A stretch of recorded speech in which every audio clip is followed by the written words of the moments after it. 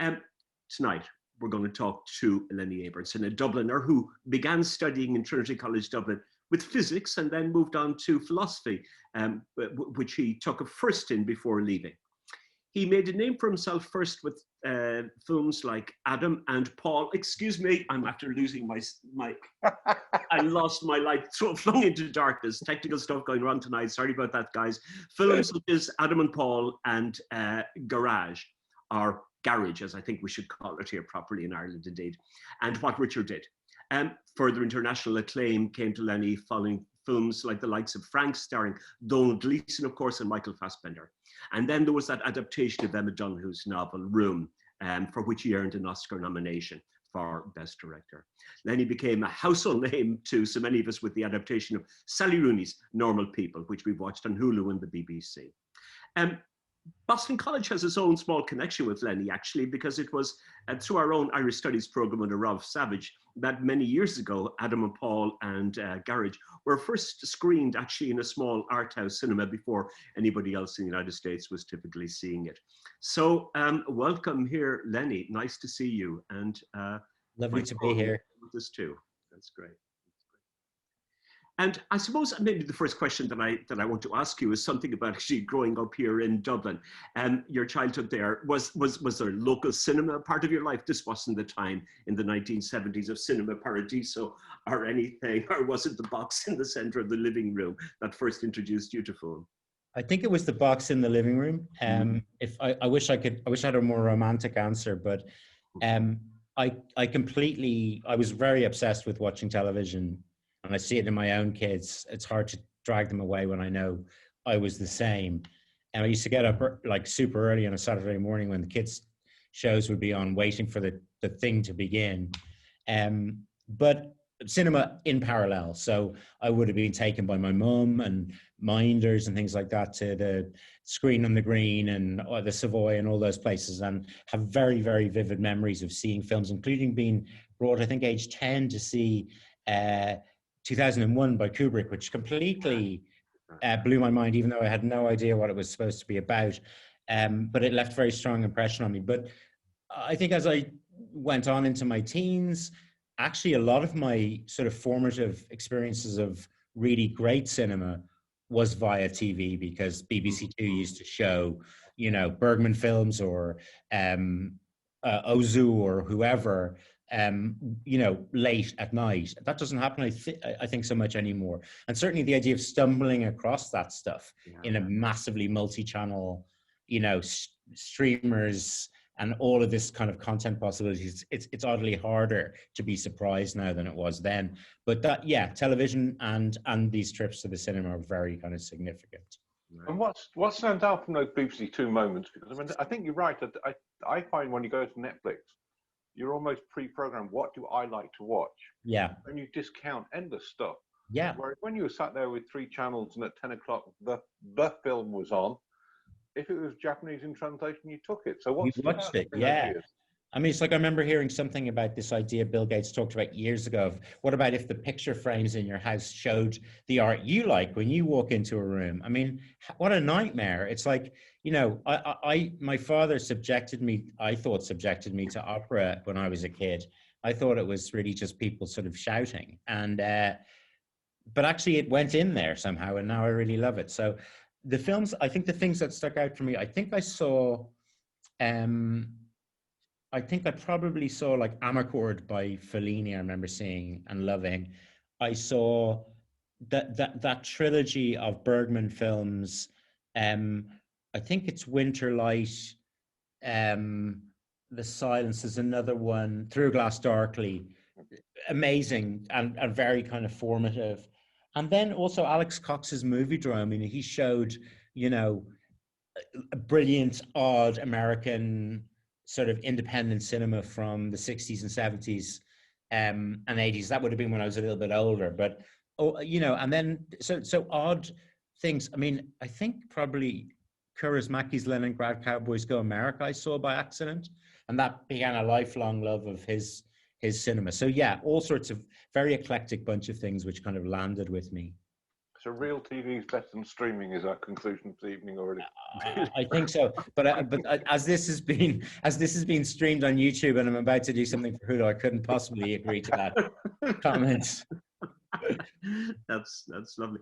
So a little bit more just about your growing up, indeed, and growing up in the 70s and in Ireland, that was very, very different from the one that we now know, and certainly very different from the one that people from outside will know from normal people, for example.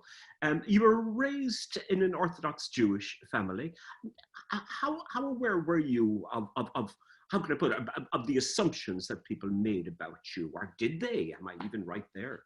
Yeah, I think they did. And interesting because it's true, it was an Orthodox family, but only in the sense that was the denomination to which we belonged. A bit like if somebody's Greek Orthodox doesn't mean they're practicing. So it was we were in the Orthodox synagogue, but we were pretty light touch, I think, in terms of the regulations, but very culturally Jewish, and with family who had, the very, very first thing I ever made was a little study on reversal film of my grandfather, who was a Polish immigrant, came in the 30s from a shtetl in Poland. So that connection to the Central European Jewish experience was really, really strong in the food, in the culture, in the music, and all that. And of course, having a name like Abrahamson, and at the same time being very much a South Dublin middle class kid, those identities are kind of completely intertwined for me. But for people I would meet, there would certainly, regularly people would say, "Oh, where are you from?" When I'd say Rathfarnham, and they'd say, "Oh yeah, but where are you really from?" or whatever, which is not always. I don't think it was badly meant in 99% of cases. People are just interested. But like, you would be potentially the only Jewish person they'd ever met. It was a tiny community of maybe 1,500 people. But yeah, so I think people were intrigued. And, you're something of an exotic object of interest. But I always felt very at home, very much a Dubliner, very much a sort of an Irish person at the same time. Yes, that's very lovely to hear. And just go on a little bit to your time in Trinity College, Dublin, where you began, I think, to study physics, and then went on to study philosophy, and ended up doing film. Does physics appear anywhere in your film? Does the philosophy appear anywhere in your film? What are the remnants of that? Do they bubble up occasionally in the work that you do? There's no physics, I'd say. Although occasionally I'm able to sort of like surprise technicians by knowing things that any decent film director should have no clue about. But the philosophy definitely is from the same root. My interest in philosophy is very much of a piece with my interest in film, and that there is, like, at its best, I think, and I'm not claiming this for myself, but at its best, the cinema I love is a sort of, it's a cinema of intellectual seriousness, as well as beauty and poetry. But those, so that kind of interest in ideas, in how you can configure an experience to kind of undermine a pre-packaged way of thinking, which is very much what you do in philosophy as well. Try to sort of get inside the kind of way of thinking about things which dulls the brain, the conventional ways, the habitual ways. And I think anytime you're even shooting a scene, there's a constant attempt to kind of get inside it and get past the kind of ready-made way of consuming it that the viewer arrives with. Undermining a pre-packaged way of thinking is a really lovely phrase, a nice way to think about that. And I just want to go back to some of your early films, and I'm thinking about Adam and Paul in particular, and Garage for that matter. I mean, is there any sense in which you were there in exploring something that was very far from the leafy suburbs of Rathfarnham, that you were consciously yourself, I suppose, attempting to undermine a fixed way of thinking? Or am I presumptuous with that? No, I think there's a truth in it, in that both those films, and Mark O'Halloran is such a big part of both those films, and they, so it's like this collaboration, which was a very liberating collaboration for me. Mark has this great phrase. He says, we plucked each other from obscurity. You know, it's like a kind of bootstrapping. And I think for me, it was, the interest was, there's definitely, you know, in both cases of, say, Josie and Garage or Adam and Paul and Adam and Paul, there's an attempt to look at a character who, or characters who would be very easily written off. And not entirely, you know, through the lens of kind of socio-economic or socio-political thinking. It's also kind of at an existential level that there is a tendency with people who are who don't have the status or are in some other way different. It's very easy to kind of regard them as contained entirely by that description. You know, we tend to see ourselves as three-dimensional and people like us, and then as people get further away from us, they become easier to sort of reduce. And I think, say with Garage, particularly trying to show the kind of depth and profundity of experience that Josie has as a human being, and in Adam and Paul as well, you know, the decision to show them as a kind of, to use that slapstick tradition, the tradition of kind of joyful infantilization, you know, where you, like where Laurel and Hardy are sort of two children who really don't know how the world works. Sure.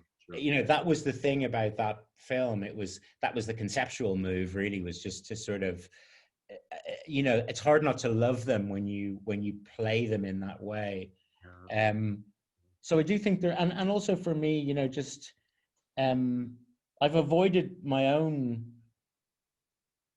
probably what Richard did is closer to my own world. But I think as I get older, I feel like I may be able to turn a lens on the kinds of experiences that I had growing up, or the world that I came from, in a way which is also transformative. But certainly with those early films, it helped me to get away from myself and think about sort of different worlds. And just going back to Garage on that point, I mean, obviously for a Dubliner, and then even just for, you know, a shorthand way, the kind of the Irish American or the American imaginary of Ireland is either Dublin or West Coast, and there's nothing in between. Yet Garage is in those Midland small towns that everybody, well, even on the motorway now, you don't drive past them or through them, you just whiz past them. I mean, how is that for you as an experience to go into a space that, you know, even pre the collapse of the noughties, the Midlands were dying. Yes. You know, that scenery of the kind of the garage that's running down, that didn't have the big centre, didn't have the Supermax, they closed down. I mean, how is that for you to journey beyond your metropolitan centre? It was really interesting to me because I think the instinct I've always had is to just question the things that you normally sort of take for granted, and actually being picturesque even is a thing that, you know, isn't always examined as an impulse in making films, you know. So if you're going to have a town, let's go find a great town, you know, and suddenly being able to make the ordinary kind of memorable is harder, but and so we do look at it, and that the town we chose to shoot in does have this interesting dip in the road, and it becomes, you know, there are images that you can hold on to. But generally speaking, I was just really interested also in precisely what you're talking about. Like, so we scouted like crazy in the middle of the country, and that garage, initially I was kind of, I think what I had in my head was a cliche, really. There's a sort of type of garage built in Ireland in the 30s, 40s and 50s, which has a kind of, which could look like a cinema. You know, those, you know, the fronts. Now, if you don't, and actually they probably existed in rural America as well. There's a kind of that 50s aesthetic. And that's what you would imagine you should. And then we came across this place with a half sign, somehow, you know, 1970s, like a mistake or something. And it just felt so right. And an interesting little anecdote is that when we went into that garage to have a look, because it was scouted, and I saw the pictures, really interested, and went and had a look, and we were let in, and there was a partitioned off section in the back where the guy who ran it used to live, and his first name was Josie, and that was just the most amazing I mean, anyway, you know, I don't believe in anything other than the here and now, but that was a sort of quite a moment. But yes, I loved it, and I loved getting used to some of the most beautiful places we found around those towns. So, in fact, there's a sort of double, a sort of, you know, a double revelation, which is the first thing is, God, look at this Ireland that we haven't seen, and look how unpicturesque it is. And then you go deeper and you find it's extraordinarily beautiful, but in a way which you sort of have to look closely to see. I'm going to have to go not quite off topic, but a little bit of marginalia to that story of the Midlands and the landscape and the garages of this world and whatever else. There are some of my students actually looking in here tonight. So this is in the nature of a kind of this is a coming out of sorts. I once owned a garage in Mullingar. Way, brilliant. No, that was terrible, terrible. That's an admission of yes, that's an admission actually. Yes, that could be the title of a very bad novel. But yes, I did. It's like I was Monty's double or something like that. Not quite as dramatic, but this is great. I'd like to move up to normal people, and there's lots of stuff in the meantime, indeed, but just that is something with which so many people are familiar. And of course, we know Sally Rooney is absolutely magical and beautiful, and such a clean, simple novel, indeed. And just, oh, look at, here we go again. That's every time you mention the novel, it's going to... I'm looking, this is my Rembrandt-esque effect. I put this up entirely. While Joe's picking his light, I will remind everybody, there is a Q&A function at the bottom. Yeah, please so do. If you have questions for Lenny, please do. And then Joe can just sit quietly in the darkness by himself.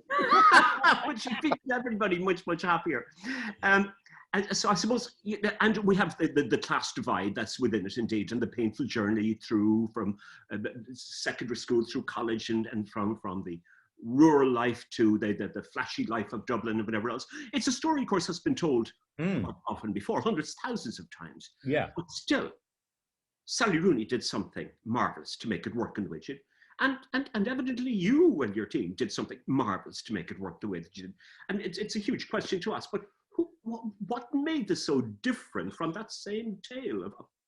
I think let's maybe frame it again in that kind of, in the way that we were talking about what one might expect to do versus be expected to do versus what we chose to do. I think the conventional wisdom is sort of that for television, things have to be quick and glossy, and there has to be a sort of element of the sensational in order to cut through, because, you know, you've got this wall of, you know, particularly on the streaming service, some really excellently made stuff, the stuff coming out all the time. So especially if you're making a film about a fairly small story from a small place, I think the expectation would have been that we would kind of like tart it up a bit, you know. And I think what we did was the opposite, which was to try to lean in, and if there was any insight, it was this, to lean into the sense of presence that Sally creates. So she does it by a combination of very simple kind of rhythmic writing, very direct writing about what people are doing and saying, and then just extremely insightful observations, both about what people think and the ways that they react. And even though that there's a tremendous amount of interior description, actually what she's doing is lends itself very much to film, which is that we show, like, we're very good at showing what happens in detail. And I think the belief that you could sit with these characters, that if, I mean, we can talk about the reception in a minute. My feeling was that we'd have to slow the audience down to get them into the mode of watching this film, which would allow it to work on them emotionally. Yeah. But I think the problem is, I thought, well, that means we're going to lose half the audience to start with, because they're just going to go, oh, would you get on with it? And turn, you know, because I would have said before, okay, in a cinema, you've got, you know, somebody's paid their money, they've come in, they've dragged themselves from home in the days when you could, and they've sat down to watch something, and they're going to give it 10 minutes, right, even if they don't quite like it to start with. Right. And so you have that attentional capital to spend as a filmmaker in a cinema. And the sense I would have argued, oh, everything's got so quick now, that's just gone in television. Right. And actually, what was amazing, I think a lot of it is to do with the fact that the book itself was a thing people loved. So that got a lot of people to watch. But that doesn't explain the numbers. I mean, we got the numbers back from the BBC, and it was something like they had, BBC Three had, the iPlayer had 62 million requests to watch or something crazy. And so we seem to just, I don't know whether it was also to do with the pandemic and people's capacity to maybe to feel things in a certain way.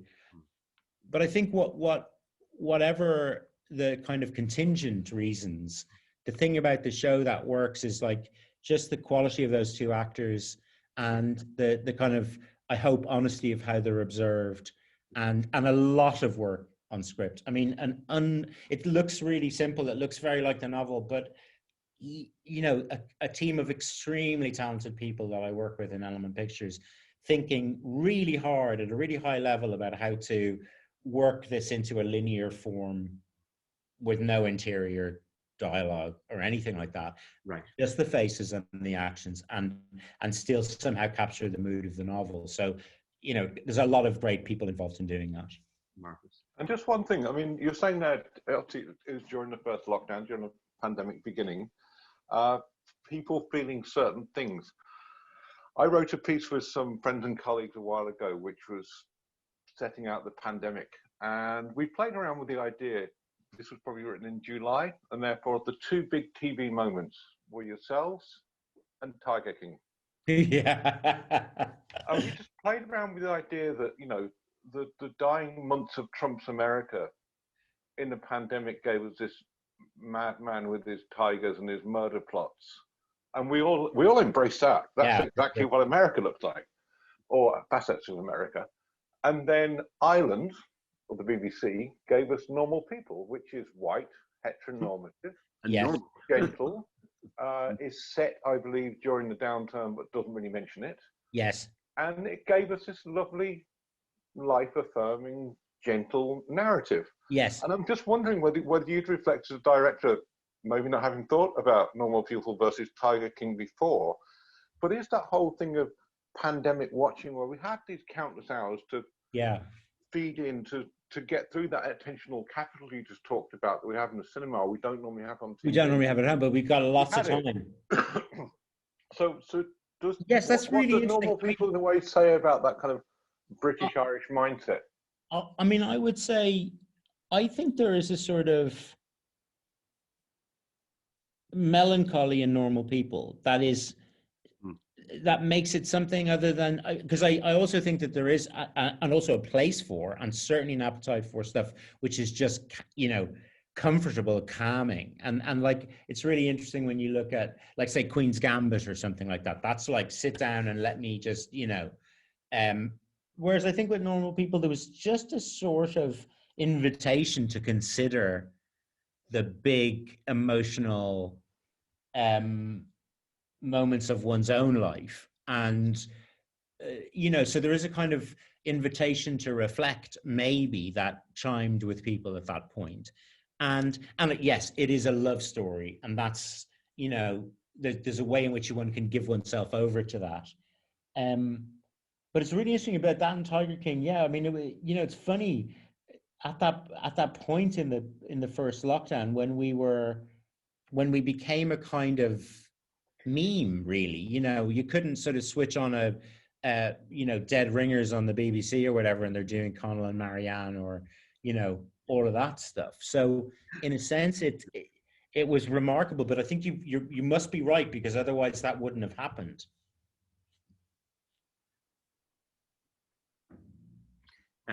Doing Conal and Marianne hilariously, I have to say, and Dead Ringers. I wonder if they did a great one. Yeah, wasn't it ended up exactly. It was mumbled speech and followed by lovemaking.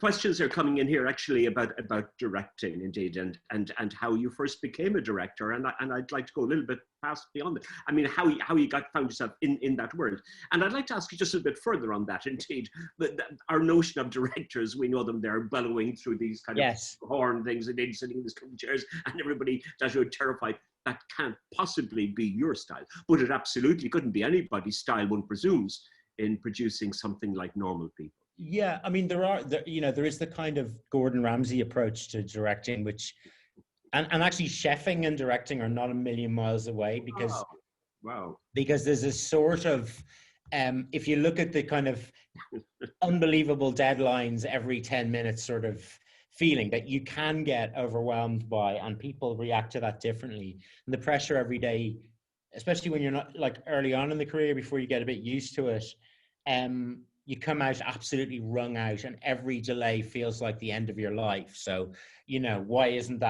why haven't you plated the turbot?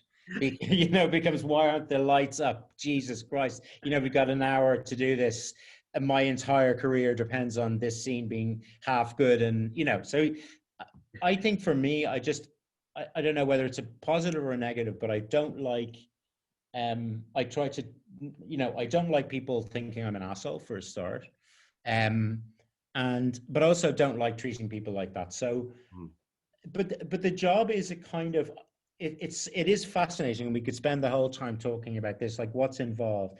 I think partially as teachers, there's a similar, like you would recognize similarities, which is you arrive with a group of people and you're trying to communicate a whole load of things to them, and you're trying to sort of motivate them to be excited about the things that you're excited about.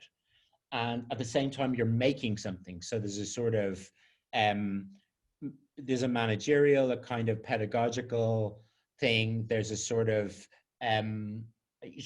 for me, I try to create a certain kind of space where people can also contribute.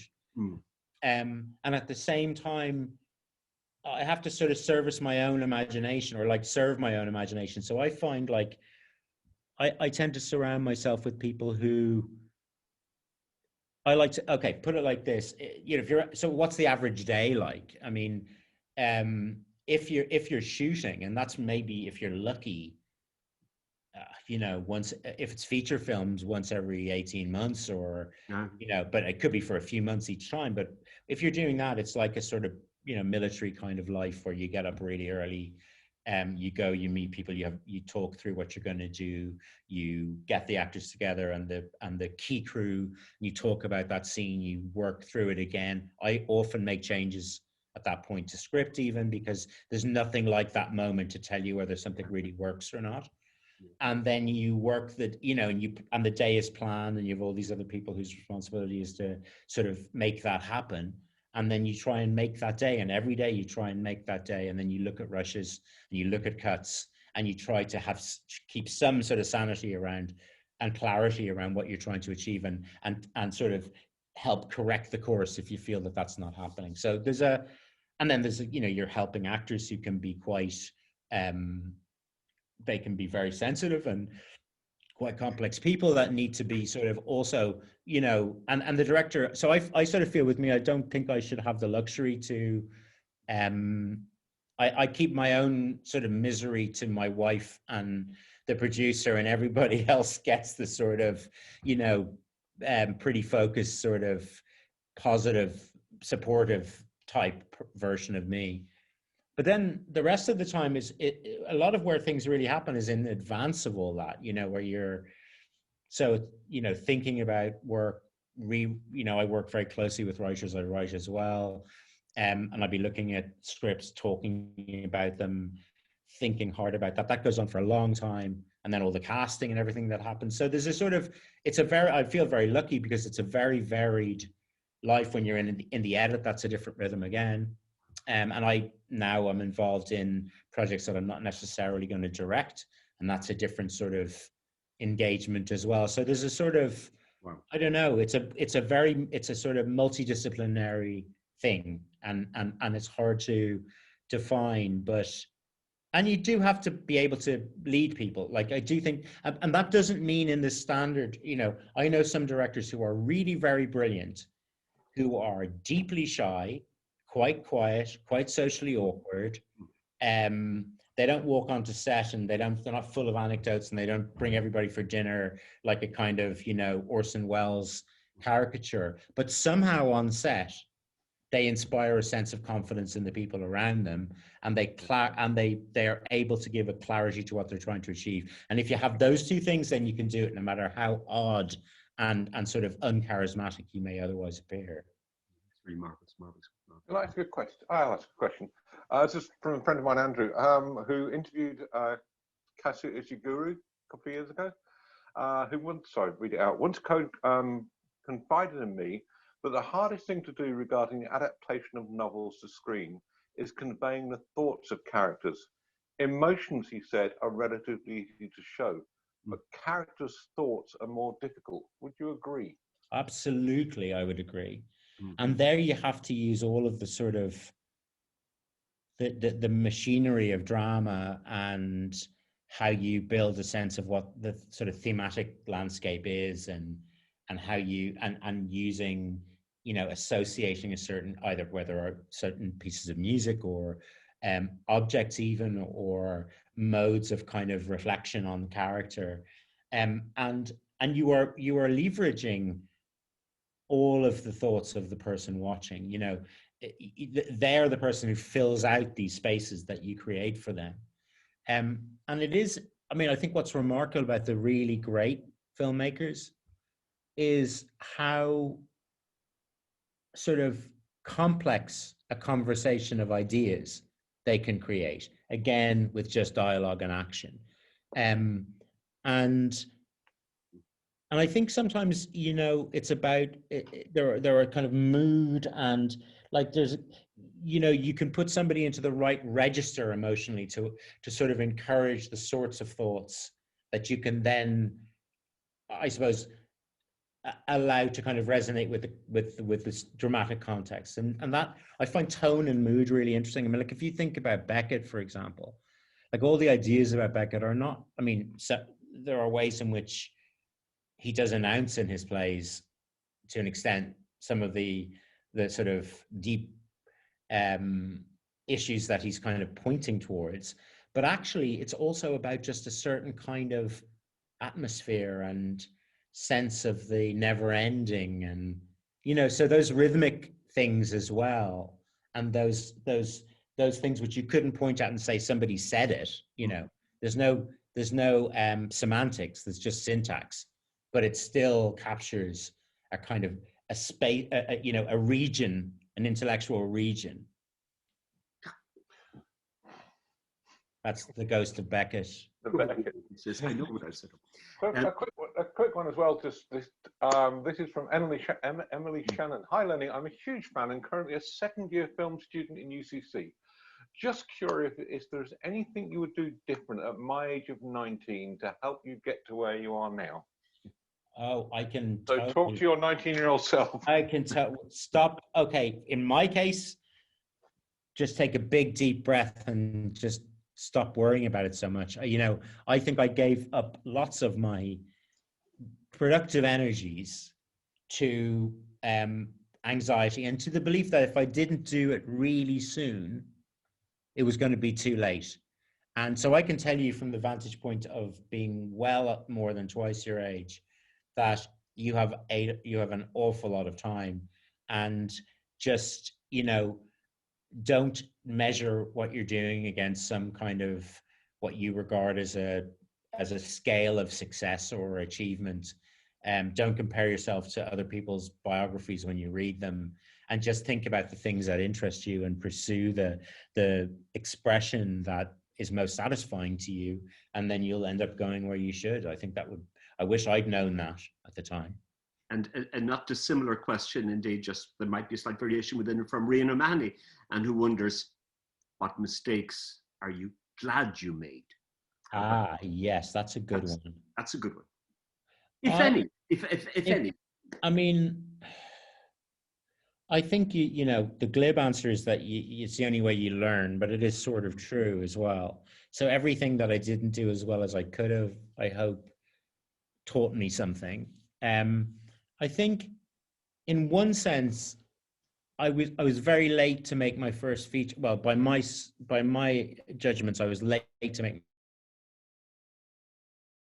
first feature, because I went off to California to do more philosophy, and then I gave that up, and I came back. I didn't finish the PhD, came back, and I started writing, and I got quite down. And it was probably about 4 or 5 years where I was very unproductive, and it could have gone wrong.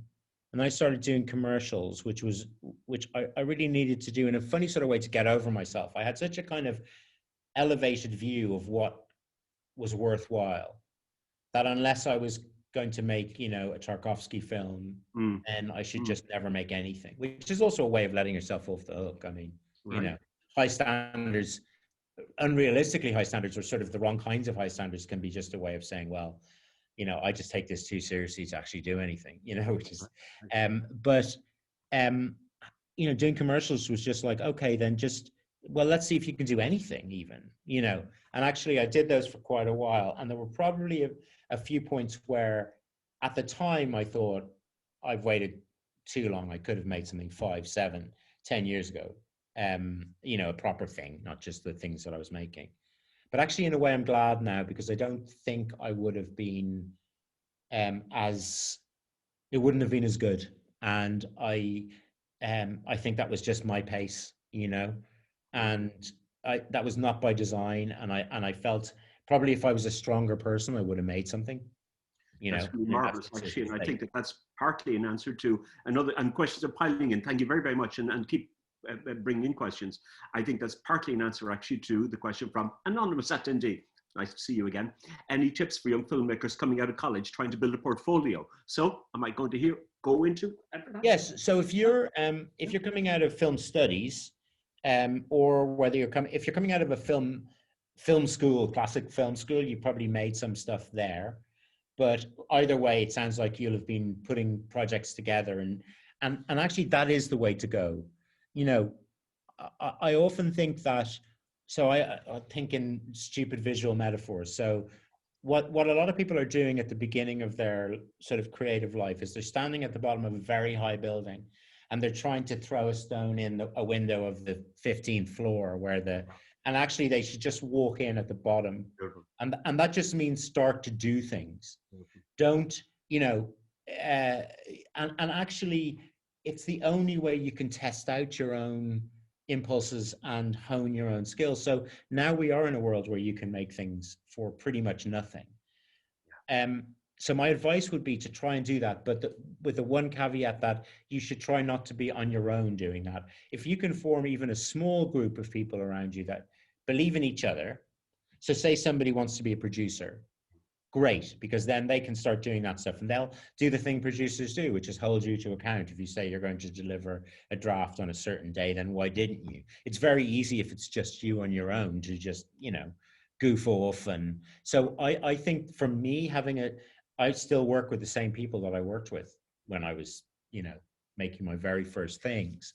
And that's unusual, but whether or not you're lucky enough to find the right people straight away, having an interior, I don't know, protects you from the cold winds of nobody knowing who the hell you are, and how easy it is to lose faith in yourself when you're in that sort of unobserved state. So I think gathering with people who you care about, who you think have an interest that's like yours, making stuff, submitting it for shorts competitions, applying to the film board for stuff like that. So if it's directing and writing, be directing and writing. That's the only advice, I think.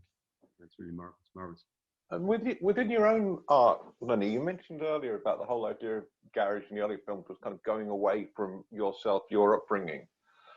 Clearly, in terms of dealing with, you know, big novels and certainly with normal people, you're back in your own world. You're back in Trinity. You're back in Dublin, yes, etc. Is that reading it as you were at a point in your life where you were ready to face into that? Yeah. Almost irrespective of how brilliant a novel was. Yes, and actually, I feel like I always have to say this because I feel like with the novel thing, you know, I never thought of myself as adapting things. And then Room came along, and it was like I just knew I could make it and do it really well, and that it would be a really exciting and challenging project. And it did say things about being a parent that I was thinking about having, just, you know, pretty much having a child the same age as Jack in Room when I read the novel. And I And that went well, right? And then I'd already thought about The Little Stranger well before that. And then when I got the opportunity to make that, I thought, well, I want to make it. So I made it. And then I said to Ed, my very good friend and producer and sort of Element Pictures with Andrew Lowe, and sort of an amazing center pillar of Irish cinema. I said, look, I'm not going to, I want to concentrate on the original work we're developing. And Ed said, yes, absolutely, but do take a look at this novel, Normal People. And the problem is, I spent a long time where, trying to get a film made was like not, really shouting to get people's attention and trying to pull on their coattails to sort of get them to turn around. And when people are coming to you and wanting to fund things which are really good and really interesting, it's very hard to say no. So I think the journey towards my own background, my own sort of specific concerns, which are expressed in ways through all the films, but they're kind of hidden in a way. I think that journey is really only sort of beginning. So I would say that, I'm working on a few different projects, which really I think are kind of more central and more, interrogative in terms of my own experience and my own kind of history. But it's been really lovely to do Normal People, because it's like, it was a way in which I could sort of sidle up to that stuff and still be in somebody else's head, half in somebody else's head. That's beautiful. And this notion of exploration of self, and as one gets older, I suppose, it's a way in which we can get into these things in ways that perhaps we couldn't have done earlier. But your earlier films were hugely idealistic, and they were intervening. Do you think that that's still possible? I mean, do you think that's the duty? I mean, it's too big a question. Yeah. The duty of filmmakers to, in some way, intervene in society, to alter things, to try and change the world.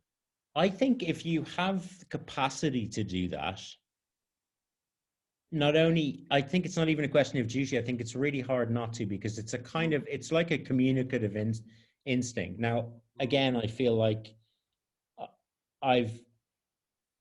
it has not been as full-throated yet as I would hope it would be at some point. Good. But imagine, but even so, leaving myself aside, if you are sitting in a bar and you're listening to people talk, it's like that Woody Allen scene where he's furious in the cinema queue, people talking about Marshall McLuhan, and all that stuff. And then, if only he could, if you hear people talking crap or making stupid arguments, or if you look at something and you know why it's wrong, you don't have to decide. There is an immediate impulse to say something.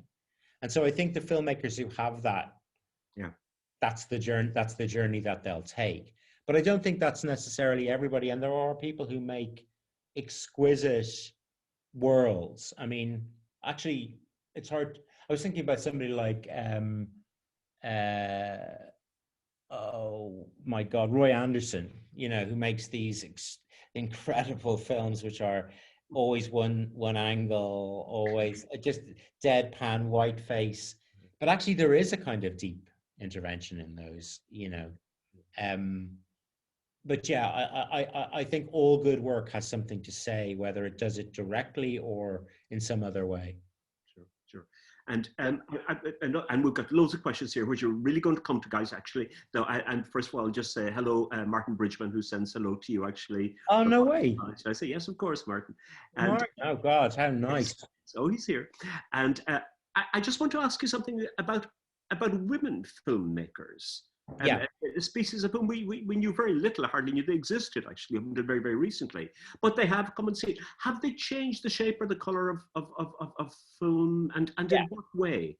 And a little bit further, I wonder if there's anybody who you would actually recommend to people. There is a woman that should be watched. Oh, yeah. So, let me start with that. I would say there are a huge number of really interesting women making films at the moment. So my favorites, Deborah Granick is an amazing filmmaker. She made a film called Leave No Trace a while ago, which I thought was a masterpiece And again, it didn't get the attention it deserved outside critics. Kelly Reichardt, who's just made a film called First Cow, which you will be able to see. It may even be streaming already. She's superb. Lynn Ramsey's film, You Were Never Really Here, with Joaquin Phoenix. I think it should have won Best Director in the year that it was nominated. I think it was last year. And it's an absolutely magnificent piece of work. You're Never Really Here, great. You're Never Really Here. Joanna Hogg's The Souvenir, which is, Ed is actually producing the second part of that. So there are, I think what has actually changed is, I mean, what you recognize is all the voices that we have never heard because they never got to make films. I mean, like there are as many, you just know there are as many great filmmakers who happen to be women in any era as men, but the men tended to have got the chance to do it more easily in the past. The one thing that I've noticed actually is, maybe as a sort of a slight tangent, but on set, the traditional, like filmmaking used to be, the departments were incredibly gendered. So camera department was 95% male. And I remember and actually usually quite macho and quite sort of, because you came up through the ranks. It was, it was tough to be a trainee in a loader, and you get like slagged, and and you had to really develop a tough skin. And so when those guys got to be at the top, and they're the ones with all the gear and the massive budgets, that could become sort of a little bit toxic. Not for all, but sometimes. I've since worked with I've been working with Susie Lavelle for the last while, so on Normal People, and it's so interesting seeing how the camera department transforms when it becomes more balanced, in a really positive way. And I think sets are more, they function better. They absolutely function better when there's a good gender balance.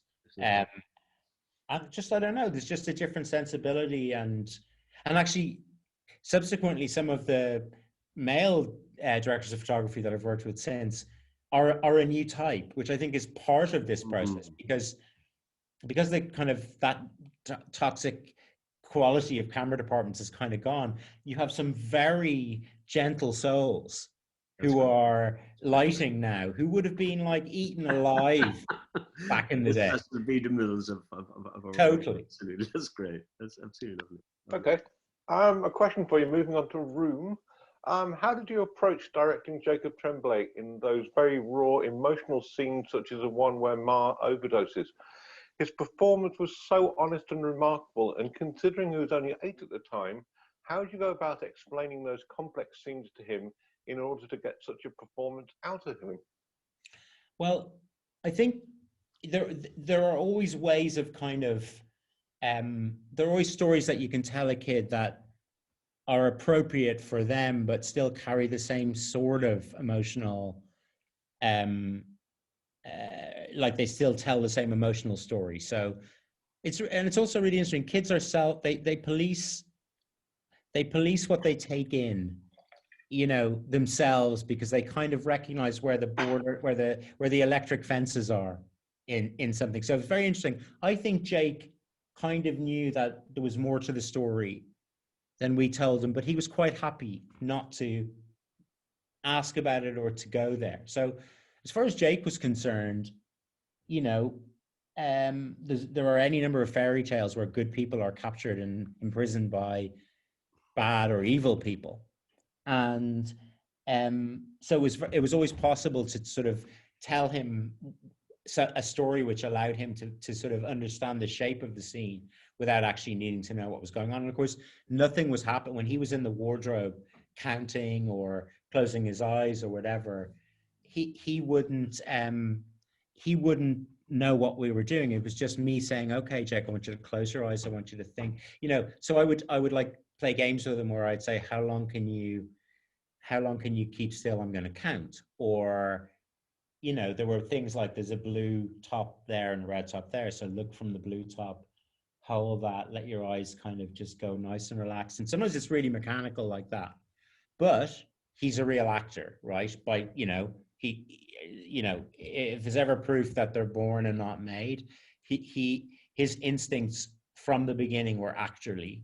And what's really interesting is at the beginning, if I needed him to scream or shout, we do a shouting or a screaming competition with him, and he, with the crew even, to get him over the initial uneasiness of shouting in front of nice people, which he's been taught not to do. But by the time the 10 weeks or so of shoot were over, he was at that point playing big chunks of scenes without my intervention, because at the beginning there'd be line by line direction sometimes, and then by the end it was like watching somebody learn how to ride a bike. It was amazing. So your questioner asked about the scene where Bree's character has a suicide attempt and he's taken away by the paramedics, right? And Jake is at the top of the stairs, and we never, if I need, there's a thing where he cries, he's furious, and he cries in room when he doesn't want to hear the story of Alice in Wonderland. And that would be, him he could do the angry part, but I'd run in when I knew that in the edit we'd probably be on Bree and drop a little glycerin tear or whatever, so it's super artificial, the whole business, which is why when it works it's so pleasing, because you think, I can't believe we made people believe that, because it's so artificial. But when he had to look at, it was nearly the last day we shot with him, and he's watching her go on the gurney out the door, and he cries for real. Oh. And when I call cut, but this is what the actor part of him is. When I call cut, it wasn't like, I'm so upset, I need to be comforted. It was, yes, I did it. I know it. He said, I know how you do it, he said to me. So he was able to go in there. He was able to trigger those emotions, but in a way that he was totally in control of. And then at the end of it, he was able to pop right back out and go, oh, that was amazing. It's like diving off a high diving board or something. It was amazing to watch. That's absolutely, it was amazing to watch from this side of the screen indeed, but to hear the background to it, that's really absolutely wonderful, Lenny. It's really, really great. Serious questions coming in here. And Michael Quinn, hello, Michael, out there, another one of my ex-students there. Have you found, he wonders if there's any most essential part of storytelling, plot, character, conflict.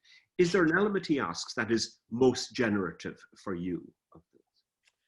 Oh, it's such a good question. I mean, because that idea that, of course, if you're trying to diagnose a problem in a scene, and you point out, well, there's no conflict, or what you really mean is nothing is happening, because it's not always conflict.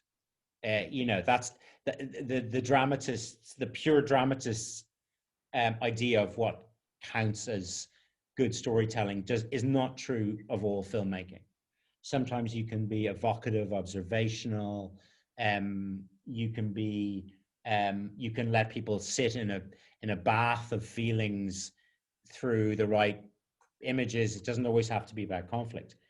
But I think for me, there is a kind of feeling that there is either, my version of that is, I use the analogy of kind of tuning the string of a musical instrument, that there is this, when you get it taught, there is a kind of something which pulls you forward. I mean, it's a sort of truism to say you just have to want to keep watching.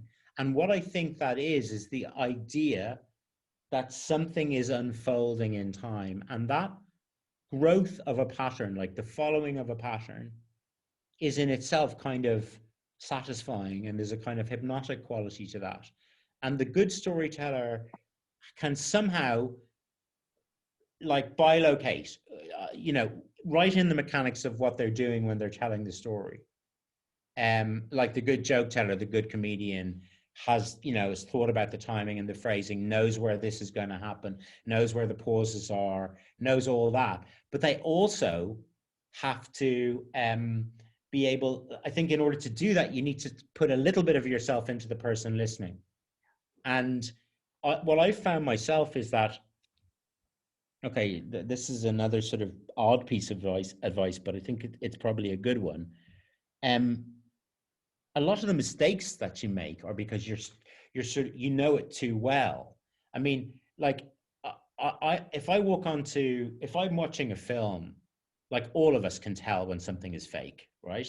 It's not difficult.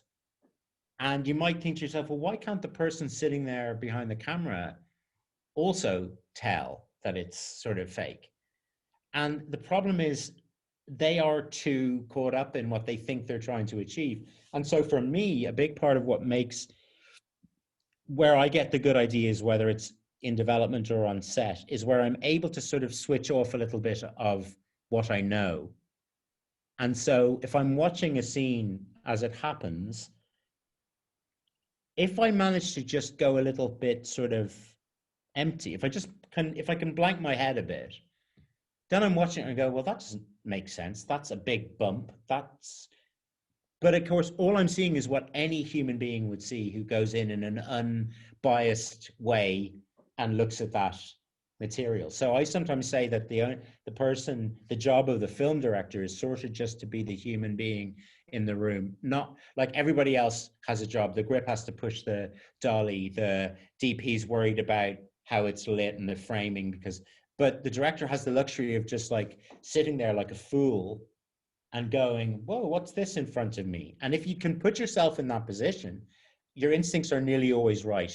But it's very hard because you're also the person who said, yeah, put that there, do this, she should come in.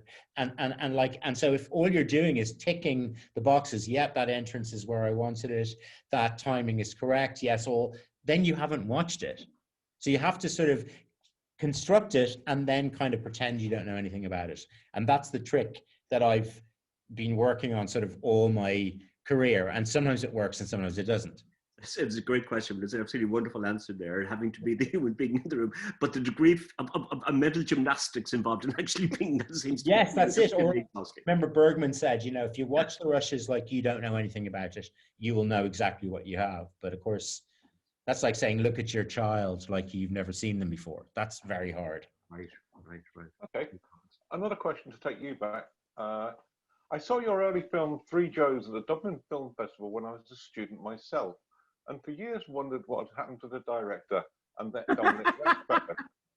When your first feature appeared, it felt as though the blackly absurd spirit of that early work had survived the intervening decade plus.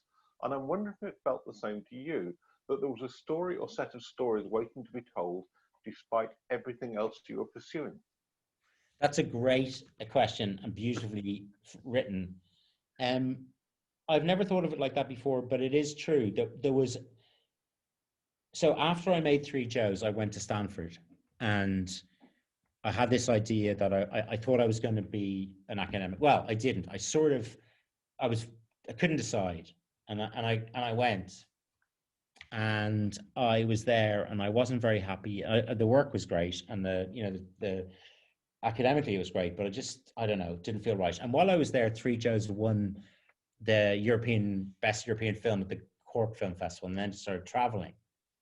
And I thought, okay, that's it. I'm going to do it. I'm going to try and make films. All my friends seem to be having such a great time at all the festivals. And I was writing essays on, the problem of dualism and, Descartes and all that stuff. And, but then I came home and I really had a terrible slump. Genuinely, I think I was pretty depressed for about 5 or 6 years through my early 20s.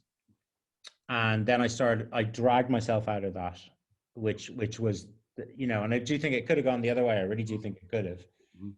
But it didn't, thankfully. I dragged myself out of that and I have a strong survival instinct. And I said, right, got to make some money, got to shoot some film. If this isn't just bullshit, if this desire, I made one short that was liked, and now I've been sitting here like a fool for half a decade. And if this isn't just, if I'm not going to end up in Grogan's talking about the novel I'm still writing, then I have to do something. So I started doing those commercials. And when a decade went by, and I thought this is never going to happen. Why didn't I stay in academia? My contemporaries had all made their first features, all the filmmakers that I was growing up with.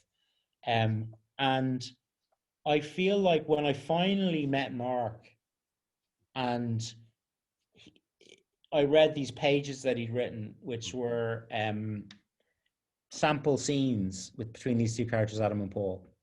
And then there was an outline, a story outline, which we diverged from quite a bit in the end, but the characters were there and the music was there. I thought, I know that. I really know that. That is this strange slapstick kind of bleakly comedic territory that I understand, and I don't know, just philosophically and emotionally I'm very drawn to.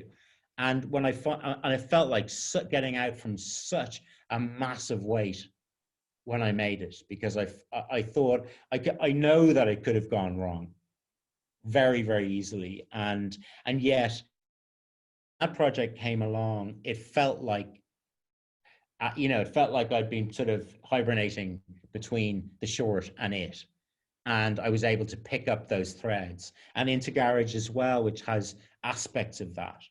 And then out of that into other areas that I'm interested in. But still, funny enough, I mean, Frank has aspects of that slapstick thing in it as well, and I think I'll go back to it again. But that question is very perceptive, because I did, like, it nearly was just three Joes, you know, and it was quite close to being, I think.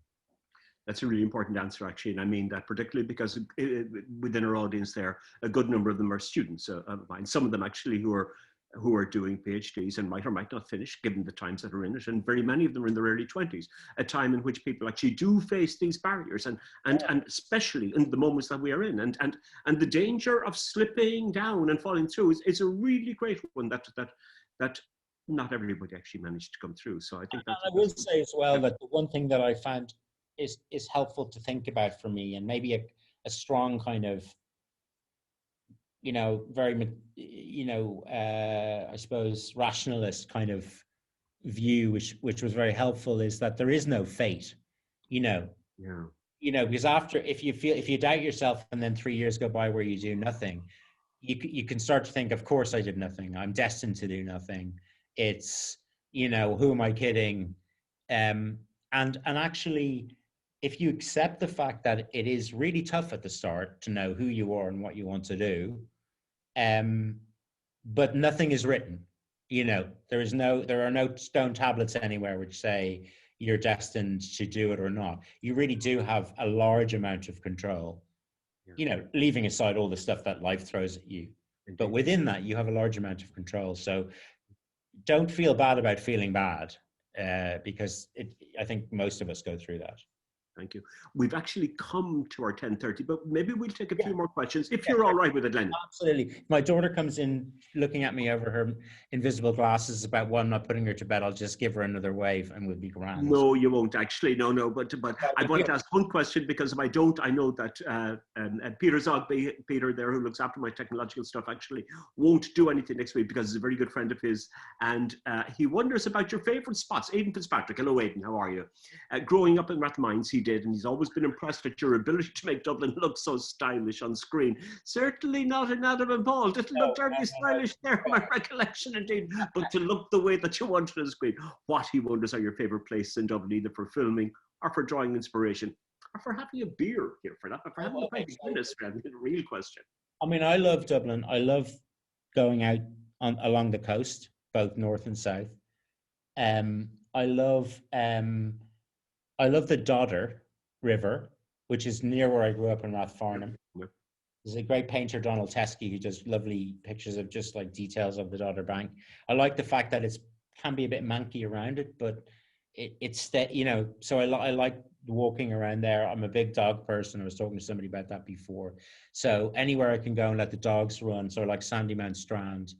I like those parts of it. In terms of like having a beer, and wouldn't it be so nice just to be able to do that?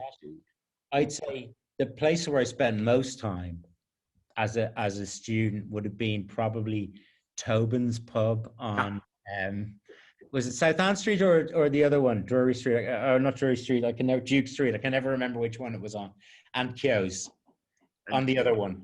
So those two pubs I sat in a lot, and I also love Mulligan's pub.